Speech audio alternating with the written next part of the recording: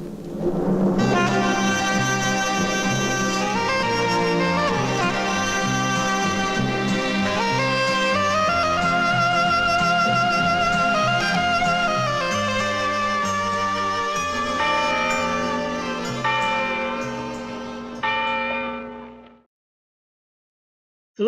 and welcome to yet another episode of the Spaghetti Westerns podcast. I'm Tom Betts, your host.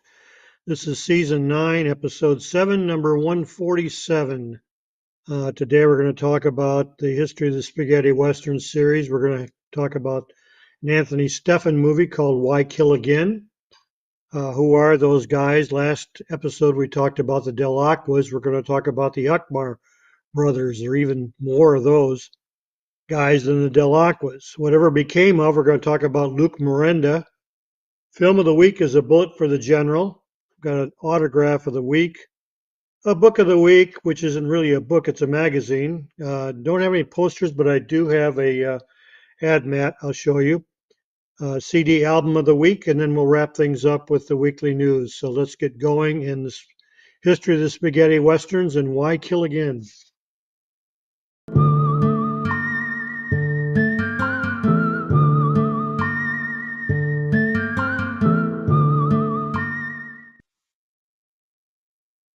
Okay, Why Kill Again? It's an Italian-Spanish co-production made in 1965. The Italian title is Perche Uccidi Ancora.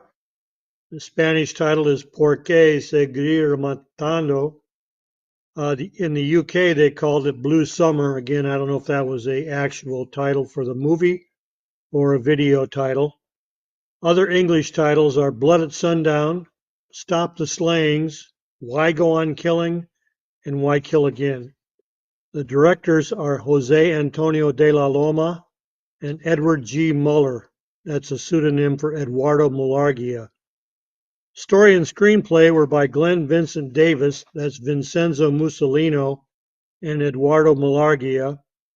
Cinematography was by Vitaliano Natalucci, Hans Berman. His real name is Hans Sanchez. It's in Technicolor and Technoscope.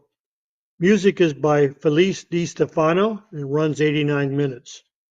The main characters and actors are Steve McDougal, played by Anthony Stephan, Judy McDougal, played by Evelyn Stewart, Senor Lopez is played by Joseph Sec Calvo, Louis McDougal and Andy McDougal are played by Jack Warner, Pilar Gomez is played by Jennifer Crow, and El Gringo is played by Richard McMore. We'll get into their real names in our actor profiles. Also in the cast that you might recognize are Manuel Lopez, played by Hugo Blanco. Sam is played by Franco Pesci. And then we have Lopez henchmen. One of them is Jose Torres, and Rocco Lero is another. Jose is played by Frank Campbell. That's actually Franco Lantini. Okay? Story goes, the film opens with a man, Louis McDougal, played by Jack Warner, seen tied by the neck with a gang of men taking him to a tree outside of town. Here he is bound and shot, one by each of the gang, starting with the crippled patron who urges his men on, calling each one by name until the man is dead and stands slumped against the ropes, holding him up tied to the bullet-riddled trunk. Senor Lopez, played by Joseph Calvo, the patron, has reaped his revenge, but the vendetta has only just begun. When the man's son gets word of his murdered father's death, Stephen McDougal, played by Anthony Stephan, deserts the army and returns to Texaco Town. Is that named after Texaco Gas Company? Where his vengeance begins with the killing of 3 vaqueros of Lopez who try to ambush him. When Steve reaches his father's ranch, he's received with evident distress from his sister, Judy McDougal, played by Evelyn Stewart, and his uncle, Andy McDougal, also played by Jack Warner. He prepares a trap with dynamite, and despite the intervention of Pilar Gomez, played by Jennifer Crow, the daughter of Lopez, who is in love with Stephen, kills more men, and Manuel Lopez, Hugo Blanco, the brother of Pilar. Lopez attempts to resolve the bloody game by hiring a robber called El Gringo, played by Richard McMore, and obtains support by a squad of soldiers who have come to arrest the military deserter. The death of a soldier killed at the farm of McDougal by El Gringo is blamed on Steve, who is hunted by the military and by Lopez's henchmen. Luckily for him, the ranks of the opponents break down when a load of illegal weapons is discovered. Gringo kidnaps Steven's sister Judy and takes her to the Lopez farm. There, in a pretty brutal scene, he beats her to try and gain information. A fierce argument breaks out between Lopez and Gringo, the result of which the farmer is shot. Gringo and his men set off on the run with Judy and a rich load of loot. Steve, who has ridden to the Lopez ranch, learns what happened and sets off in pursuit. Finally, he can catch the gang. El Gringo is killed in a dramatic duel by Steve. The Army lieutenant is now made aware of the entire situation and takes control and promises a fair trial for Steve. Okay, the beginning of it is pretty brutal for a spaghetti western when they tie the senior McDougal to a tree and shoot him down one by one. It's a decent film, but additional characters and subplots make it a bit meandering. Most of the actors were credited with Americanized names, which I'll unwind when we do the actor profiles. We enter the film long after the feud between Lopez and McDougal has begun, and we never find out how the elder McDougal was held responsible for the condition of Lopez being in a wheelchair. Was it an accident or on purpose? We're never told. This was Steffen's first real spaghetti western. Before this, he had appeared as Hawkeye in Harold Reinald's The Last Tomahawk that same year with Joaquin Fuchsberger, Daniel Martin, and Karen Dorr. Therefore, there's little dialogue on Anthony Steffen's part, which is replaced by gunplay. Anthony Steffen wore two hats in his westerns. One was a short-brimmed brown hat, much like Eastwood's Man with No Name. The second hat was a black, flat-brimmed hat. When you see him appear wearing the black hat, he is usually the cool gunfighter, much more like Sartana. In Why Kill Again, he wears the small brown hat, but doesn't get his usual pass-around beating. Steffen also displays another characteristic of his western, the rollover on the ground when he shoots his pistol. This became one of his trademarks. We have a nod to Fistful of Dollars with Franco Pesci playing the Undertaker, Sam, who also supplies information like a narrator in parts of the film. The running time varies from 75 to 89 minutes. The plot is a bit thin, and like a Fedani film, there are plenty of riding scenes to fill in major film length. The acting is decent, with Calvo and McMoore standing out. The availability, the film is available on DVD in Germany and Spain, on video in Germany, Greece, and Spain, and you can find it in Italian and Spanish on YouTube. Okay, actor profiles. We have Anthony Steffen playing Steve McDougal. Antonio Luis de Teffe von Hohenholz was born in Rome on July 21, 1930. He was a director, assistant director, writer, cameraman, and film actor. He was the son of Brazilian ambassador and Formula One driver Manuel de Teffe von Hohenholz, who was born in 1905 and he died in 1967. He was married to Antonella Caramazza La Lomia from 71 to 76 and the father of director, writer, cinematographer, author Manuel de Teffe, who was born in 1972, Luis de Teffe, born in 76, and author Chiara Antonia de Teffe, born in 83, with artist Susanna Spadaccini. He died of pancreatic cancer in Rio de Janeiro on June 4, 2004, 6 weeks shy of turning 74. Steffen appeared in 26 spaghetti westerns, and we covered him in his own episode number 19. Senor Lopez was played by Joseph Calvo. Jose Calvo Salgado was better known as Jose Pepe Calvo, who played Silvanito in Fistful of Dollars. He was a wonderful actor who played all kinds of Western characters. He was born in Madrid on March 3, 1916, and appeared in 19 Westerns. He was married to actress Mercedes Barranco, born Mercedes Barranco Font. She was born in 25 and died in 2008. Jose died in Las Palmas, Canary Islands on May 16th, 1980 at the age of 64. We covered him before in episodes 34 and 90. Judy McDougall was played by Evelyn Stewart. She was born Adagali in Sestola, Modena, Italy on March 9, 1939, and was one of the most seen Italian actresses of the genre. She is married to soccer player Mario Cocco, who was born in 1932. He's still living.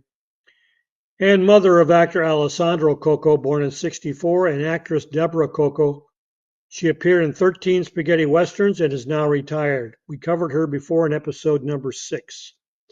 Louis and Andy McDougall were played by Jack Warner. He was born Armando Guarinari on December 8, 1904 in Syracuse, Sicily. He appeared in 43 films from 1938 to 1969. He was billed also under the aliases Armand Garner and Armand Warner. Guarinari appeared in 3 other spaghetti westerns. Go With God Gringo in 66 as Sheriff McDonald. Don't Wait Django Shoot in 67 as Mr. Foster. And God May Forgive You Not Me in 68 as McDonald. He died in Rome on May 12, 1969 at the age of 64. Then we have Manuel Lopez played by Hugo Blanco. He was born Hugo Blanco Galeasso in Chaco, Argentina. Hugo was a theater, film, TV actor and singer. He appeared in over 60 films and TV appearances between 1960 and 1992, using the aliases John Clark, John Russell, Hugh White, and Jay White. He appeared in 13 spaghetti westerns and was probably best remembered for his role as David McGregor in 1966's Up the McGregors, starring David Bailey, who had replaced Robert Woods from the original Seven Guns from the McGregors. Blanco had replaced Manny Zarzo from the original. Hugo is now retired. Then we have El Gringo, played by Richard McMore. Richard McMore is none other than Aldo Berti, who was born in San Clemente, Florence, Tuscany, Italy on February 29, 1936. Aldo, besides being a film actor, was a poet and author. He appeared in 19 spaghetti westerns and is best remembered as Chris in 1965's A Stranger in Sacramento with Mickey Hargitay, where he was billed as Steve McClare and as one of Frank's henchmen who Cheyenne disposes of on Morton's special train car when he rescues Harmonica. Berti lived a secluded life on the beach in San Marino, Italy, where he wrote stories and his poetry. He died from brain cancer on December 26, 2010, at the age of 74. We covered Aldo before in episode 33. Then we have Pilar Gomez, played by Jennifer Crowe. Jennifer Crowe was an alias for Gemma Cuervo Agartua, who was born in Barcelona, Spain on June 27, 1936. She's a film, TV actress married to Fernando Guillon, who was from 1960 to 2013, and the mother of journalist Natalia Guillon Cuervo, born 61. He's a TV presenter, producer, director, writer, songwriter, actor Fernando Guillon Cuervo, born in 63, director, writer, actress, singer Cayetana Guillon Cuervo, born in 69, and journalist Natalia Guillon Cuervo. Gemma's appeared in 85 films since 1962 and is still active. She appeared in only one other spaghetti western as Lorella in 1969's Guns of the Revolution, starring Ernest Borgnine. Okay, that wraps it up on Why Go On Killing. And now we'll move on to Who Are Those Guys and the Akmar Brothers.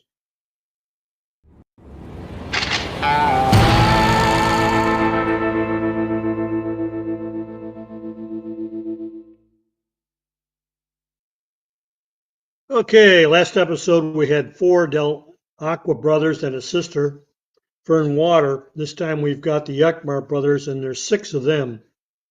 The 6 Akmar brothers were Italian stunt coordinators, stuntmen, armorers, and character actors.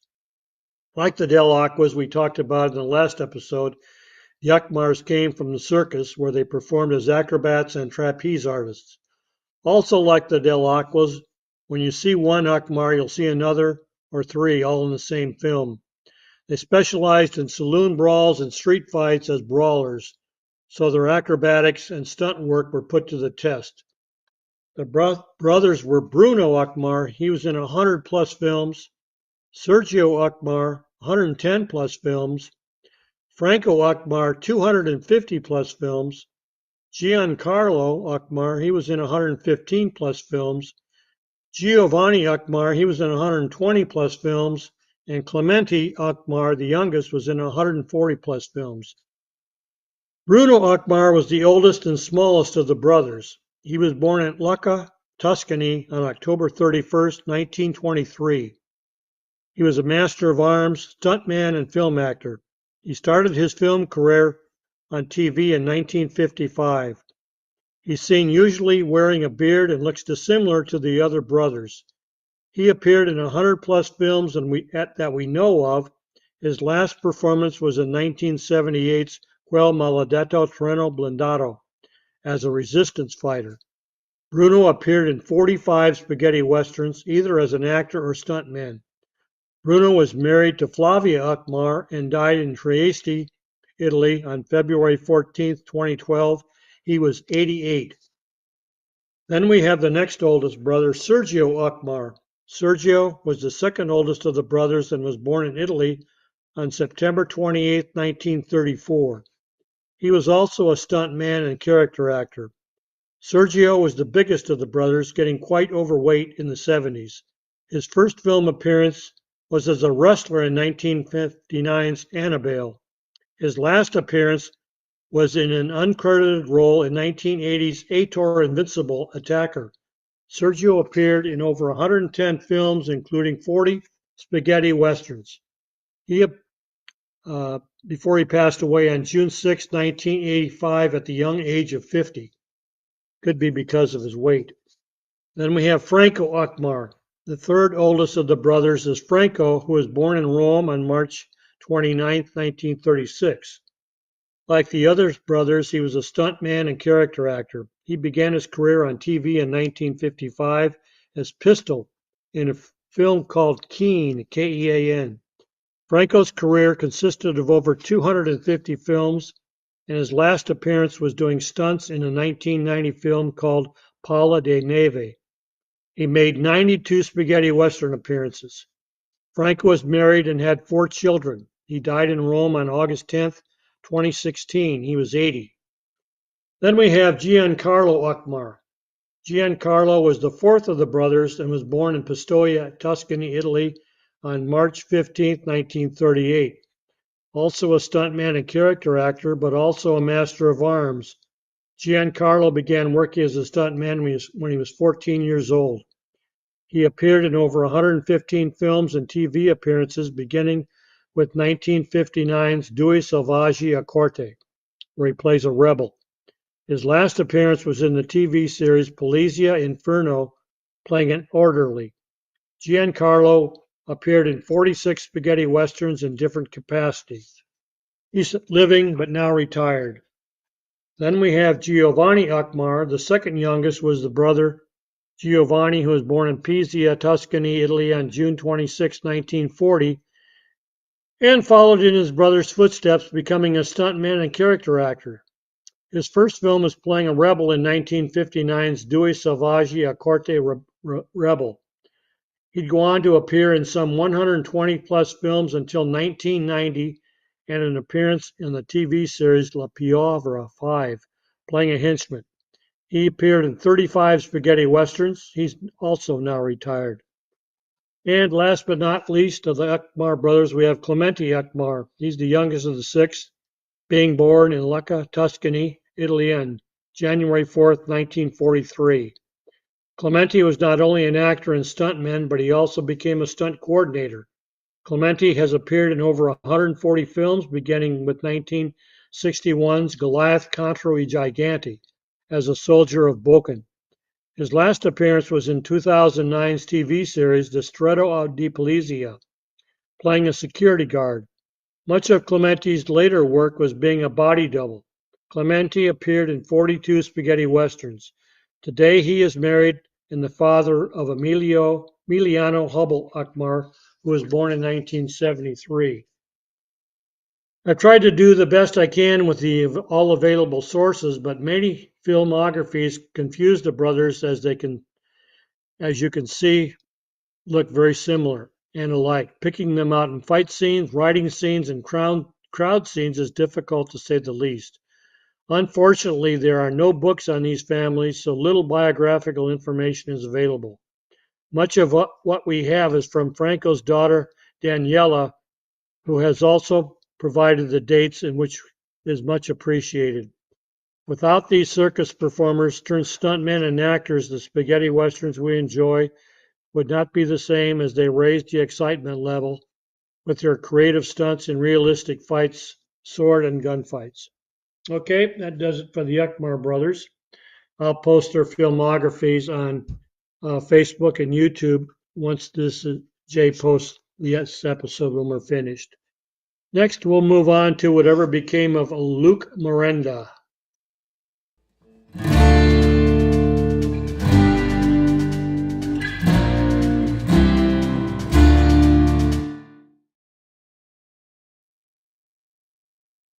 Okay, whatever became of Luc Merenda. Luc is spelled L-U-C. He was born in Nogent-le-Roi, a small town near Paris. His paternal grandfather was Italian. He was raised in Paris and Agadir, French Morocco, due to his parents' work. Throughout his teenage years, he was an avid saboteur, motorcyclist, and skydiver. Merenda's family comes from Cadro near Lugano, but moved to Morocco.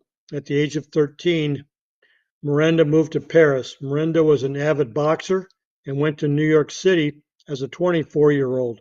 He attended Columbia University while supporting himself as a waiter. He took up modeling, which eventually earned him enough publicity to begin his acting career in his native France. The Brazilian-French co-production O Palacio dos Anjos, which was shown at the Cannes Festival, was his breakthrough. Shortly afterwards, he starred in OSS 117 Takes a Vacation, becoming the fifth actor overall to play the character. Though he was signed to a 5-picture deal, the mediocre box office returns led producers to release him from this contract. He subsequently played supporting roles in Lawbreakers, Red Sun, and the Hollywood film Le Mans, all in 1971. In 71, Merenda was spotted by a casting director while vacationing in Rome. The director convinced Merenda to appear in a series of photo comics, which caught the attention of Italian producers and led him to be cast in his first starring role in a feature film, the spaghetti western, A Man Called Amen. This was a significant breakthrough working with producer Carlo Ponti and director Sergio Martino in 1973. First as a so-called lead in a giallo Torso, and then as the lead in The Violent Professionals. The latter was a major hit of the police film genre and made Merenda a superstar overnight. He subsequently played similar anti-hero cop characters in films like Shoot First, Die Later, Silent Action, Kidnap Syndicate, and Nick the Sting, directed by the likes of Sergio Martino, Fernando Di Leo. Other films he appeared in during this time included the nunsploitation film The Nun and the Devil and another giallo, Puzzle. With the downturn of the police films and the Italian film industry as a whole in the 1980s, Merenda's work became gradually more and more sporadic. He played a leading role in Tinto Brass' avant-garde comedy Action and played several different characters in Super Fantozzi. One of his last major roles was as General Jose Borges in the period film O Rey in 1989. After this, he retired from acting, though he made a cameo appearance in the 2007 American horror film Hostel, Part 2, playing an Italian detective in homage of his B-movie roles. After retiring from acting, Merenda worked as an antiquarian, specializing in Asian art. He ran a store in Marche Biron in Saint-Ouen-sur-Seine and a gallery and theater. In 2022, nearly 15 years after his last role, Merenda made a surprise return to acting when he dubbed the voice of Vincent Martin for a French-language dub of Mr. Harris Goes to Paris. He subsequently announced a return to film acting. He starred in the 2023 film Il Paese del Melodrama. In 1979, Merenda married Italian journalist Germana Monteverde, from whom he divorced 10 years later. He was later married to Anne Minette and who worked with Merenda at their stores. Okay, I'll post his filmography like the Akmar brothers on Facebook and YouTube after we're finished with this episode. Okay, now let's move on to the film of the week, and it's A Bullet for the General.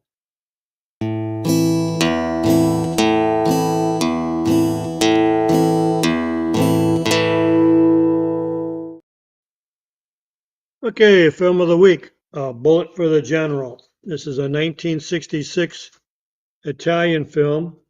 It's directed by Damiano Damiani. Screenplay is by Salvatore Lorani, Franco Salinas, and Damiano Damiani. Cinematography is by Antonio Secchi. It's in Technicolor and Techniscope. Music is by Luis Bacalov. And there's a song in the movie called Yami Voi, sung by Ramon Morales. The running time is 135 minutes. The main cast members are El Chuncho Munoz, played by Gian Maria Volante, Bill Tate / Il Gringo / El Nino is played by Lou Castel, El Santo is played by Klaus Kinski, Adelita is played by Martine Beswick, and General Elias is played by Jaime Fernandez. Also in the cast is Cirillo or Eufemio, played by Spartaco Conversi, Raimundo, played by Jose Manuel Martin, Chico, played by Antonio Ruiz. He's the little kid from For a Few Dollars More who Eastwood pays to let him know when strangers come in town. He makes a cameo appearance at the train station when he asks Lou Castel how he likes Mexico. And Lou goes, not very much. Okay, the story goes, a young American, Bill Tate, played by Lou Castel, goes to Mexico to assassinate the charismatic General Elias, played by Jaime Fernandez, leading a revolt of the Mexican peasants. He befriends a Mexican bandit named El Chuncho, played by Gian Maria Volante, and the two become friends. El Chuncho, who raids federal trains to steal weapons for Senor Elias, dubs Tate as Nino and has him join his gang of bandits.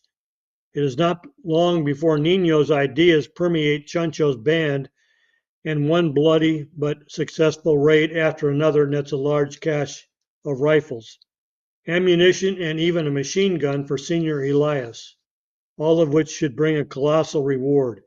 It is at the height of their achievement that members of Chuncho's band of hooligans begin to have different thoughts about their aims and their futures, even as it becomes obvious that Nino has his own fathomable plans. Deception, murder, and avarice combine to tear apart El Chuncho's mob, even as the big payday approaches. El Chuncho soon learns that social revolution is more important than mere money.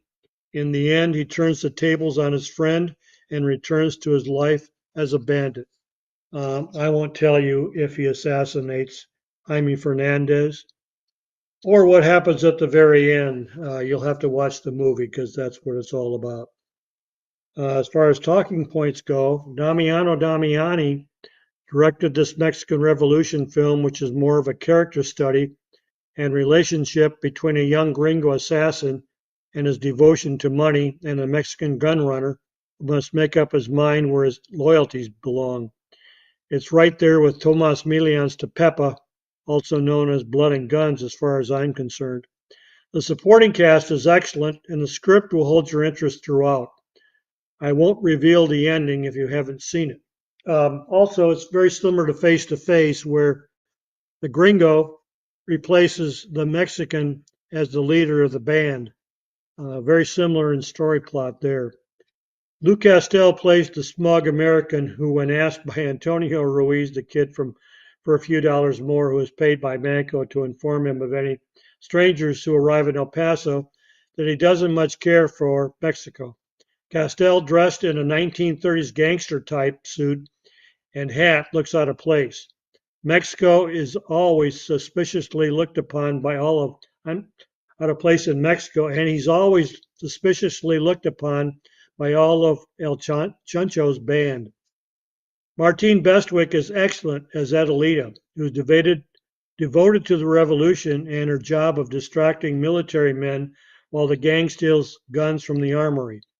She told me at one of the Hollywood Collectors show that he got along with Kinski quite well. I wonder if that was because she was a desirable woman and not just one of the competitors actor men. Vellante has the chance to play a good guy role after we've seen him play villains in the $2 films, and he proves how excellent an actor he was. His character is good at his job, but also vulnerable and persuasive. For most of the film, his loyalties are swayed before finally making a decision at the end. We see quite a few spaghetti western regulars, which makes the viewer feel comfortable and right at home in the Spanish desert scenes. The music by Bacalov is one of his best scores and fits perfectly. As far as availability goes, it's available on Blu-ray in the USA, Germany, France, UK, Spain, Korea, and Japan. If you only have a DVD player, it's available on USA, UK, Germany, France, Italy, Japan, Korea, Spain, Brazil, and Argentina, which shows you how popular it was. It's also on YouTube in English. Okay, as far as actor profiles go, we've covered most of these actors before. El Chancho Munoz is played by Jean Maria Vellante. He was born on April 9th, 1933 in Milan, Italy. He was a theater actor basically, and the older brother of spaghetti western actor Claudio Camaso, who was born in 34 and died in 77. He was married and had two children. He died in Florina, Greece, of a heart attack while making a film on December 6, 1994, at the age of 61. Vellante appeared in three other spaghetti westerns, the $2 films, and Face to Face in 67 as Professor Brad Fletcher. If you'd like to know more about him, we covered him in his own episode, number 40.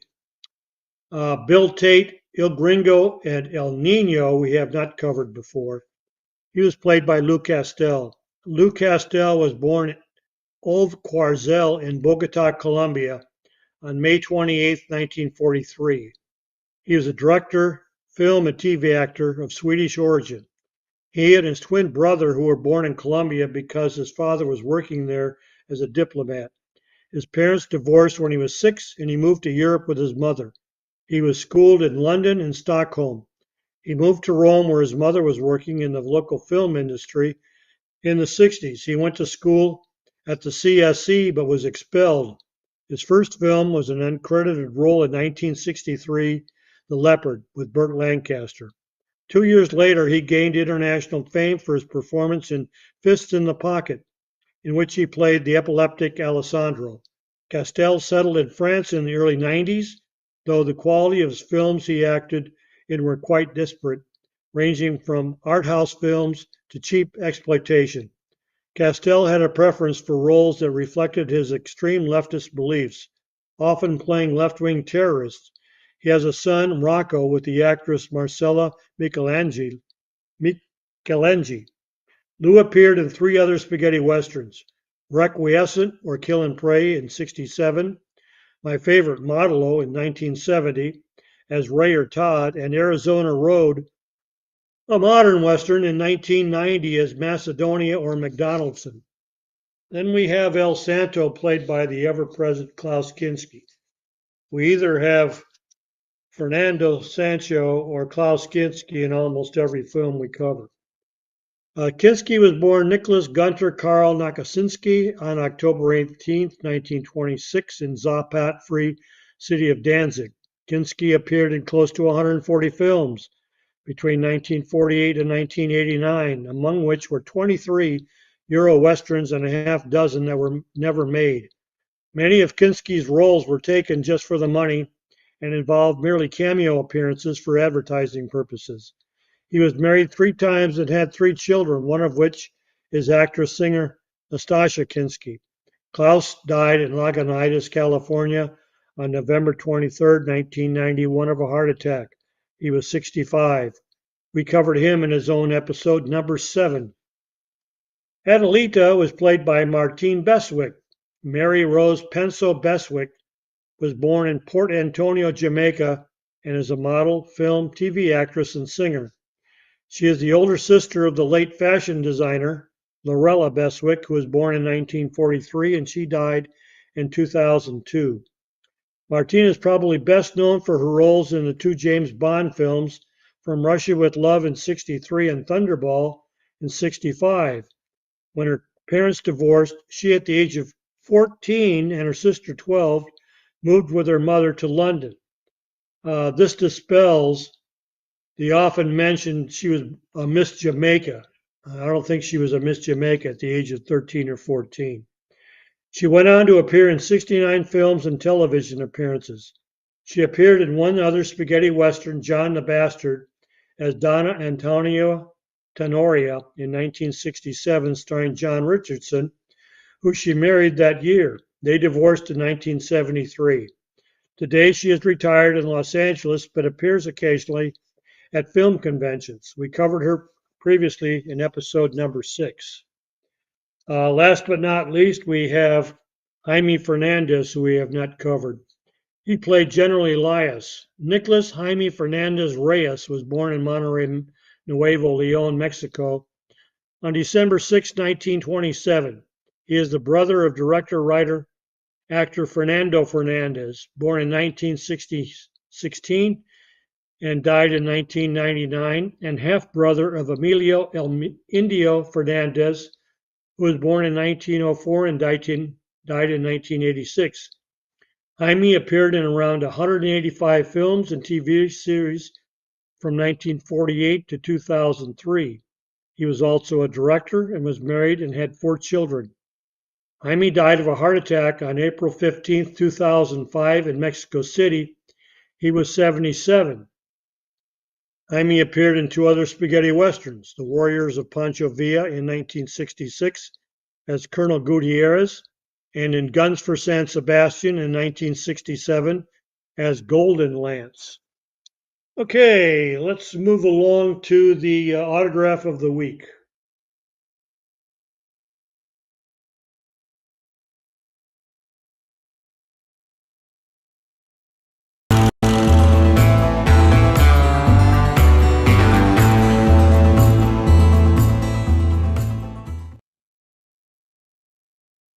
Autograph of the week is Rod Dana or Robert Mark, as he acted under.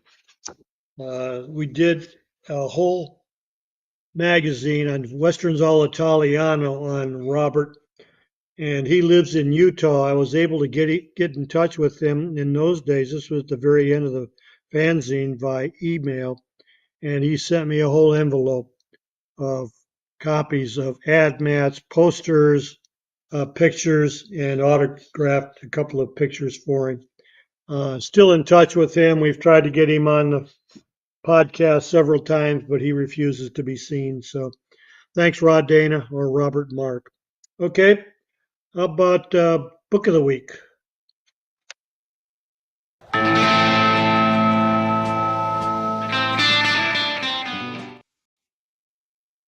Okay, no Book of the Week. Like I said, it's a magazine. This is a magazine series of photo novels called Star Cinema Adventures. And it was basically a movie in photo form. Told the whole story of the movie. It's in French or Italian. On the back was usually a starlet. This one's in actual clothes. Most of them are in bathing suits. But Star Cine Adventures was a photo novella magazine devoted to American and spaghetti westerns. It authored and published by Franco Bazzesi in Rome, Italy from 1957 to 1974, and was released in Italy in Italian and France in French. It was a bi-monthly periodical where each issue told the story of a film in photo novel form. Each issue contained approximately 50 pages. Some bonus issues contained 100 pages in black and white and color covers. In 1961, the Star Cine Adventures collection was broadened with two sister publications, Star Cine Bravura and Star Cine Valance. Both were devoted to both war and adventure films, such as Sword and Sandal, Caped Warriors, Pirates, and Chivalrous Heroes. They were published twice a month until 1966, then became a monthly publication. In 1968, the company was passed on to Edistar, directed by E.M. Cavaglia and distributed in France by Cine Periodiques.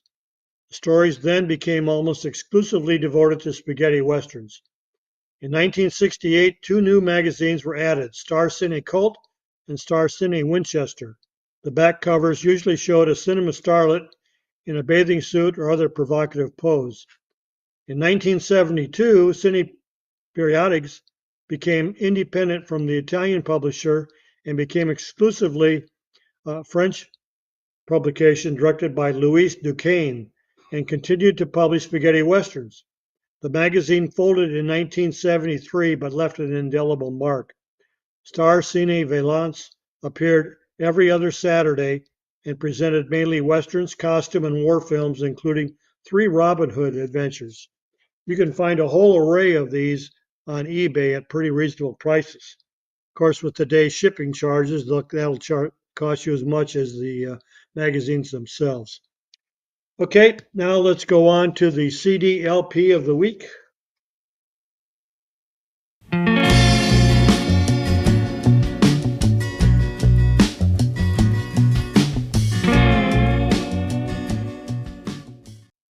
Okay, the CD LP of the week will be on the two films we covered. Why Kill Again was by composer Felice Di Stefano. Excuse me. We haven't covered him, so I'll give you a quick biography of him. Felice Stefano was born in Arpino, Lazio, Italy on November 19, 1915. He's the brother of composer Gianfranco Di Stefano, who was born in 1921, and he died in 2008. Little is known about either men, even though both were two of the main composers of the spaghetti western genre, with 14 scores and 3 respectively. In all, Felice credited with 24 film scores. He was sometimes credited as Felix Di Stefano and Felix Di Stefan, and occasionally worked with his brother on compositions. Unfortunately, none of his Western scores are available on CD. Only Ramon the Mexican and Blood at Sundown were released on 45s. Blood at Sundown was released in Rome. Let's finish up with Felice. Felice died in Rome on April 14th, 1994. The 45 for Why Kill Again was released in Italy on a 45 in 1966. Mine was in pretty bad condition. We didn't get 45s over here, so the only way I could get any were to use record stores and buy them from record shops back in either Italy or in New York City.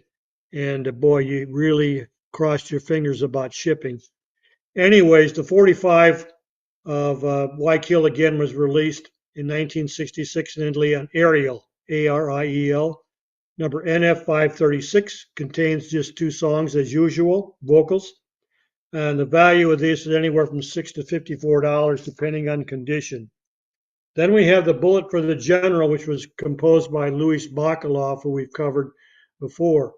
In 1966, it was released in Italy and on 245s, both on Parade and PRC 5016. One of them had 9 tracks with a listing time of 23 minutes and 7 seconds. Its value is anywhere from 32 to 54 bucks. And on a 45, same number, only 2 tracks. That's value is 3 bucks to $32. Then it was released on an LP in 1986 on Intermezzo. That's when I came across it. It has 14 tracks. It's on Intermezzo. IMGM011. Listing time is from 34 minutes and 50 seconds. Its value is $7 to $52. Then it was released in Switzerland in 1992, of all places, on Alhambra A8932. It has 9 tracks, and its value is anywhere from $11 to $14. And then it was released in Italy in 1995. I'm sorry, in 1995 it was released in Japan on King Records, KICP 2595, has 22 tracks, listing time of 50 minutes and 18 seconds. The value is anywhere from $9 to 54 minutes, $54.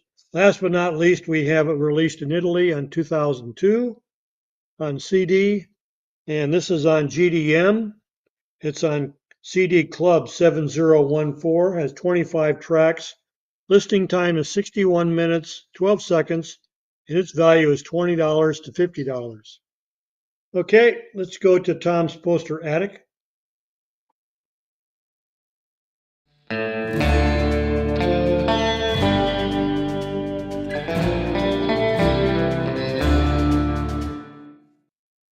No posters on either one of these films. I do have an ad mat. It's in pretty rough shape, so I'm guessing I picked it up on one of Bill Connolly and my adventures to Hollywood or North Hollywood. So that's all I've got on that. We'll wrap things up with the weekly news.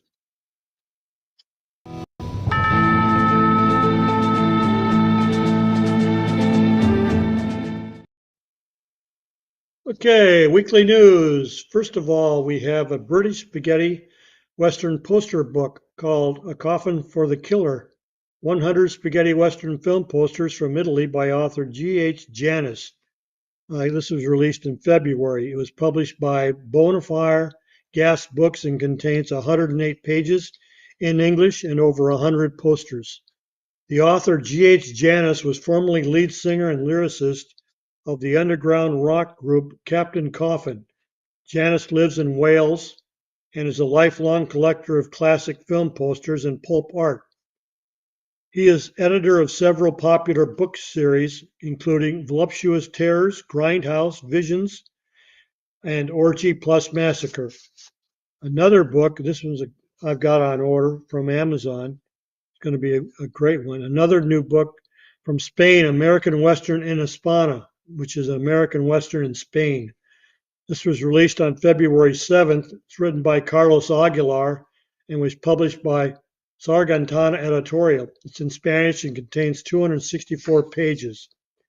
The description is the book documents and illuminates Spain's role, its film industry and political social framework, its landscapes and settings, its personality. In the American Western, since it emerged in our country at the end of the 1950s, both through co-productions and entirely American films.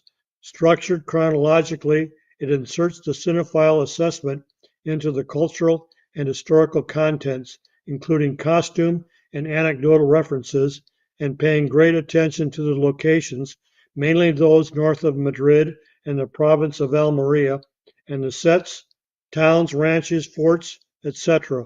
Prologue is by Jay's ex-wife Diana Loris, actress in 16 westerns shot in Spain along Hollywood stars.